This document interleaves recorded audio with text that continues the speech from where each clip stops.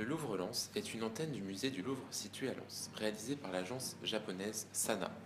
Il se scinde en 5 volumes horizontaux qui s'intègrent au paysage.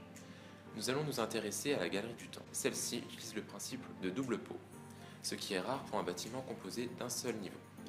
Cette double peau est extrêmement discrète afin de proposer un volume pur composé de panneaux vitrés de 6 mètres de haut, s'intégrant parfaitement au site. La double peau présente à l'extérieur une vitre de verre feuilleté de 12 mm, contrairement à la vitre intérieure qui est un double vitrage de 26 mm.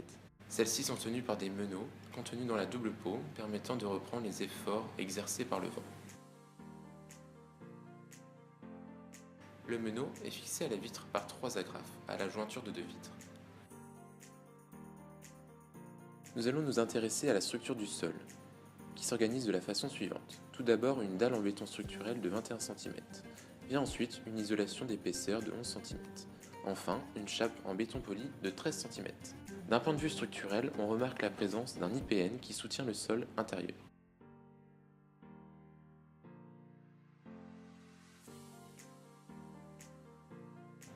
La double peau bénéficie au sol d'un système d'aération naturelle par la présence de 3 grilles. La grille située à l'extérieur est détachée de la façade, tenue par une équerre.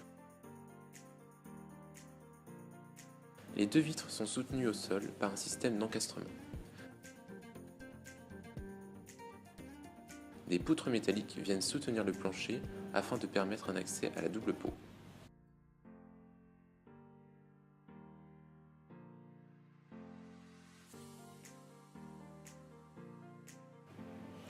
Le système structurel est un système poteau-poutre.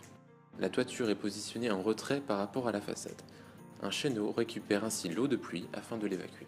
La racine conduit l'eau qui tombe entre la façade et le chéneau à s'écouler sur la façade. Elle est invisible de l'extérieur.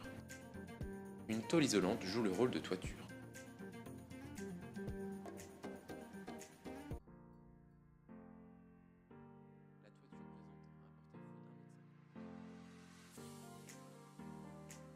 Afin de suspendre le faux plafond, de petits IPN sont situés sur les poutres de façon perpendiculaire et reprennent les charges par le biais de tirants. Ensuite, une vitre permet l'aération par la toiture. L'espace résiduel entre ces 2 vitres bénéficie ainsi d'une double aération. La toiture présente un porte-à-faux d'1,50 m qui vient reprendre les montants de la façade double peau. Le store vient se positionner dans l'épaisseur du faux plafond. Pour finir, voici la maquette que nous avons réalisée afin de comprendre l'imbrication des différents composants.